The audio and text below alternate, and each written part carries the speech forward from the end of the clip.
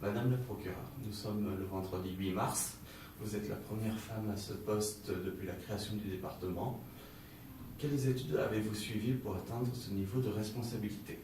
Alors d'abord, je voudrais préciser les choses. Je ne suis pas la première femme au poste de procureur de la République dans ce département. La première femme était Marie-Suzanne Lecléo, qui avait été nommée en mai 2010.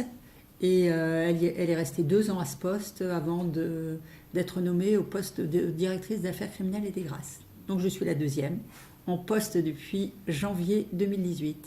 Alors j'ai fait des études de droit qui m'ont amené à passer le concours de la magistrature.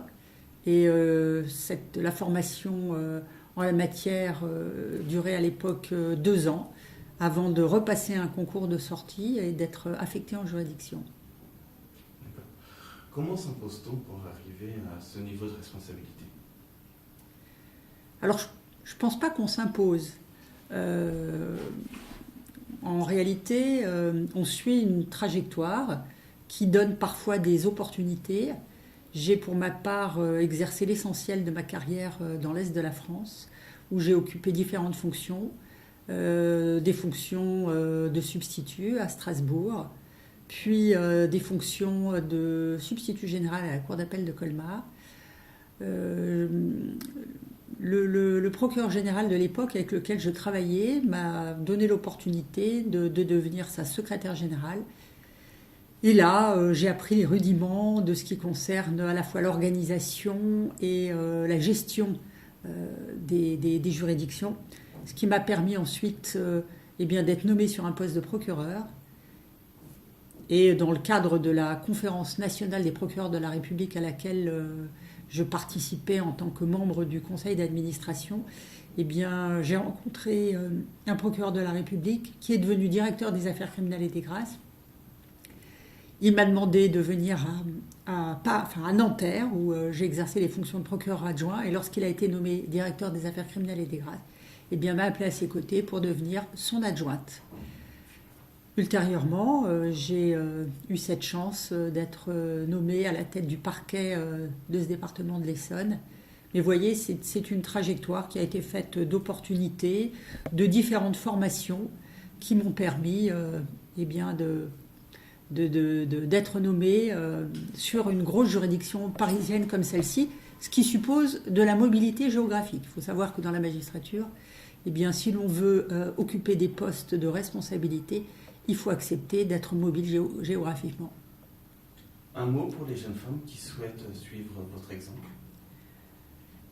Alors, je ne pense pas être un exemple. Je pense simplement que lorsqu'on veut occuper des postes de responsabilité, il faut avoir de la détermination, il faut oser aller jusqu'au bout de ses ambitions, travailler, bien sûr, et saisir la chance qui est celle que nous avons aujourd'hui de pouvoir exercer des métiers au même titre que les hommes, surtout dans la fonction publique, sans avoir de difficultés, de discrimination sexiste en la matière. Dans la fonction publique, les femmes peuvent exercer des responsabilités et il ne faut pas hésiter à aller de l'avant, à prétendre à certains postes pour les jeunes femmes qui aujourd'hui se demandent si elles pourront un jour exercer des postes importants. Par ailleurs, quelles sont les actions du parquet pour protéger les femmes contre les violences dont elles font l'objet? Alors d'abord, je pense qu'il faut rappeler un constat, qui est que le département de l'Essonne est très touché par les atteintes faites aux femmes, par les violences exercées contre les femmes. Aucun jour ne se passe sans que, dans le cadre des réunions d'action publique que je tiens quotidiennement, il ne me soit fait de retour sur des violences graves qui étaient commises dans un cadre intrafamilial. D'où la fermeté de mon parquet à l'égard de ces violences. Il ne peut pas y avoir de tolérance en matière de violences faites aux femmes. Et donc nous avons toute une palette de réponses pénales qui ont été mises en œuvre au sein de mon parquet. Ça va de la réponse la plus légère à la réponse la plus sévère. Et en réalité, nous avons toute une gradation des sanctions. lorsque les auteurs de violences conjugales n'ont pas d'antécédents judiciaires, que les violences sont légères et qu'un avertissement suffit, eh bien, nous mettons de manière privilégiée un rappel à la loi avec l'obligation d'effectuer un stage de sensibilisation aux violences conjugales. Dans le cadre de ce stage, qui est d'ailleurs mis en œuvre par notre partenaire, l'association, la CJE, l'association de contrôle judiciaire de l'Essonne, eh bien, cette journée de sensibilisation suppose le paiement des frais de stage à la charge de la personne qui est mise en cause et qui est astreinte à effectuer ce stage. Et c'est la première réponse qui est donnée, comme je l'ai dit, pour les infractions de basse intensité.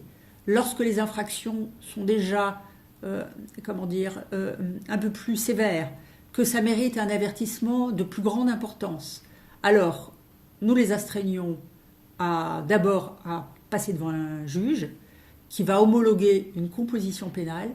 Et donc, c'est un stage de responsabilisation aux violences conjugales qui va être imposé à l'intéressé, stage qui va durer 2 jours, et durant lequel eh bien, l'intéressé va être soumis à toute une batterie de questions et de rappels à la loi pour que l'intéressé puisse comprendre eh bien, les conséquences de ses actes.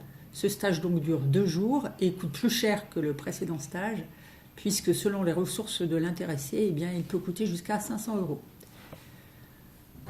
Il faut savoir que la composition pénale est mentionnée au casier judiciaire et que donc il s'agit d'une sanction dont il reste une trace. Alors ensuite, lorsque l'intéressé a déjà démontré qu'il avait été violent, qu'il ne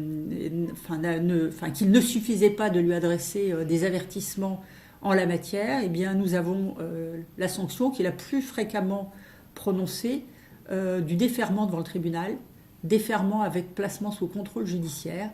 Et là encore, c'est l'association de contrôle judiciaire de l'Essonne qui va prendre en charge l'intéressé, qui va lui faire un rappel à l'ordre sur ses obligations légales, qui va l'éloigner de la personne envers laquelle il est violent. Un éloignement du domicile va être mis en place dans le cadre du contrôle judiciaire, mais le contrôle judiciaire ne va pas se limiter simplement à éloigner l'auteur de sa victime.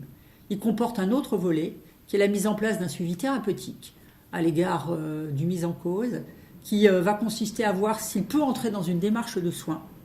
Et il en sera fait mention devant le tribunal lorsqu'il comparaîtra pour être jugé. Et il y a un troisième volet qui est aussi important, qui est la prise en charge de la victime, qui là aussi intervient dans le cadre du contrôle judiciaire. Le jour où l'intéressé comparaît devant le tribunal, eh bien, un rapport est fait sur ces différents volets qui permet au tribunal de prononcer une sanction adaptée. Et il existe encore un autre volet. Lorsque l'intéressé est condamné, eh bien, il est souvent privilégié ce qu'on appelle un suivi judiciaire, un sursis avec mise à l'épreuve, qui dans le cadre de la mise à l'épreuve va imposer au condamné de continuer à suivre les soins pour lesquels il avait été pris en charge dans le cadre du contrôle judiciaire, sursis avec mise à l'épreuve qui va lui imposer de rester éloigné de sa victime, et là aussi, un rapport sera fait par la même association auprès du juge d'application des peines qui va permettre de savoir si l'intéressé respecte ses obligations, et s'il ne les respecte pas, eh bien, un couperet peut s'abattre avec la possibilité d'incarcérer la personne en cause. Évidemment, la sanction la plus lourde lorsque eh bien, le mis en cause a déjà des antécédents, qu'il a déjà été condamné pour des violences, c'est un déferment en comparution immédiate pour être jugé par le tribunal avec le plus souvent une demande de placement sous mandat de dépôt. Alors bien sûr que le téléphone grave danger est un dispositif qui ici prend toute sa place. Le téléphone grave danger consiste lorsque des menaces existent à l'égard d'une victime de violence conjugale, que nous ne sommes pas sûrs que l'intéressé respectera ses obligations. Pour protéger cette victime, un téléphone peut lui être confié qui lui permettra en tout temps et en tout lieu de contacter les services de police ou de gendarmerie pour que, de manière très réactive, une intervention puisse se faire à l'égard de la victime et permettre d'éviter des violences, des dégradations, des atteintes à l'intégrité physique de la part du mis en cause. C'est un dispositif qui a démontré toute son efficacité, qui est mis en place en lien avec l'association d'aide aux victimes Mediavip et qui permet, dans un certain nombre de cas, d'intervenir au plus vite pour que la victime ne se sente pas abandonnée et qu'elle sache qu'elle peut compter sur l'aide rapide des services de justice et de police.